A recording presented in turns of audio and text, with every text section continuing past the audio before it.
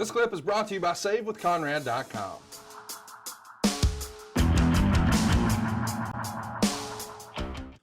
Ron, I have a question, and it's just, I'm such a fan of the history of the business, and it's like you don't get to hear the guys that came before me. Scott Almighty, I'm a million, but I wanted to be a wrestler about 8 years old, and from the point I was hooked, that's all I ever wanted to do. But it was something, it was like a pipe dream to me.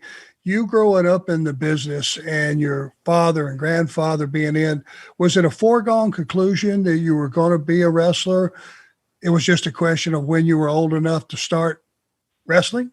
Was that kind of a family deal that, hey, Ron and Robert are going to be wrestlers and that's it, period? Or was it a choice? Or my dad, he pushed us a little bit to wrestle, but let's go back to my grandfather. And when my dad was born and started wanting to be a wrestler and started training to be a wrestler, my granddad didn't want him to be a wrestler. He kind of pushed him away from it, so much so that my dad quit before he actually got really started as a wrestler and learned how to weld and went to Chicago and started as a welder in Chicago. Basically gave up on wrestling early on and then came back to it. For me, I grew up always wanting to be a wrestler. And I was a pretty decent basketball player. I ended up playing ball in college at Clemson and University of Miami. And, and I could have maybe gone and become a pro. I was pretty decent at it. But I never had any thoughts about doing anything else other than being a wrestler. And part of that, Arn, is and it's a great story. When you were on with me, I really loved your 8-year-old story. When you called your buddy up, you'd watch the TV, and you said, "Come down, man. Come on down here. I want to see you. You got to see what's going on." And you went and put a mask on, and you got your rope out, and you hid up on the couch. And when he came in the door, you jumped off on his back and choked him out with you. I mean, I was like that as a heel. I mean, as a young guy, from 5 years. I went to my first wrestling match at 9 days old. I don't remember any of it, but my grandfather Roy and his two brothers Herb and Lester all wrestled in the 6-man tag. I was 9 days old first time I went to a wrestling match, and so I grew up watching. And when you grow up watching it night after night, match after match, star after star, angle after angle, it gets in your blood. And I was third generation, so it's really in my blood. And I never ever considered doing anything else other than being a wrestler. Me too. Yeah. It just it's when you've done it that long and it's that generational like that, it's not even like you give it a second thought of, hey, this is the family business. How can I fit in? How can I contribute? And I had that same attitude. People ask me all the time, are you disappointed about your career that you were never the world champion or never the top guy in a territory or all that stuff?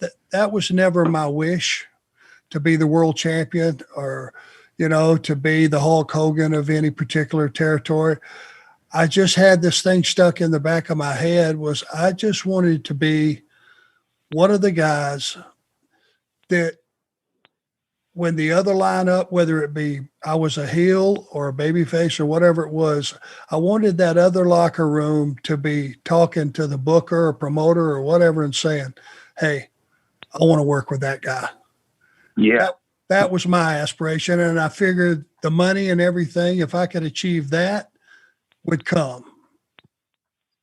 Yes, and it did for you, Arn, and you certainly earned it. And you're exactly right, man. You just want to be a part of it. You don't, I didn't aspire to become a big time promoter. I just wanted to get my tights on. I wanted to get in that ring. I just wanted to do what my dad did and what I saw my granddad do, and and then things worked out to where I went the way that my dad and my granddad went, and I ended up running my own companies and my own businesses. And wow, and dealing with young guys like you was such a thrill. It was it was so pleasing, man, to get the guy that had your attitude involved and in your dressing room. And like you say, and that went on. You were heel. I was a baby face a lot of times when you were heel in that territory. And guys would go, I want to work with Arn, man. Can they figure me an angle with Arn, And I wasn't surprised. I don't blame you, man. We all want to work with Arn. Even the top guys wanted to work with Arn. So, it's a great professional wrestling it hurts me to see where we are nowadays, as compared to what it was in the 80s. But back in my granddad's day and my dad's day, and wow, in the 70s and the 80s, it was just unbelievable lifestyle. There wasn't any better thing you could have done. I don't know how any other sport could have had more fun or been in a better lifestyle than professional wrestlers. Hey, it's Conrad Thompson. Thanks for checking out the podcast here on YouTube. Be sure to hit the subscribe button and the notifications bell so you get a notice anytime we upload some new content. And go save yourself some money right now. If you're in a 30-year loan or you have credit card debt, it's not a matter of if I can save you money. It's a matter of how much. Find out right now for free at SaveWithConrad.com.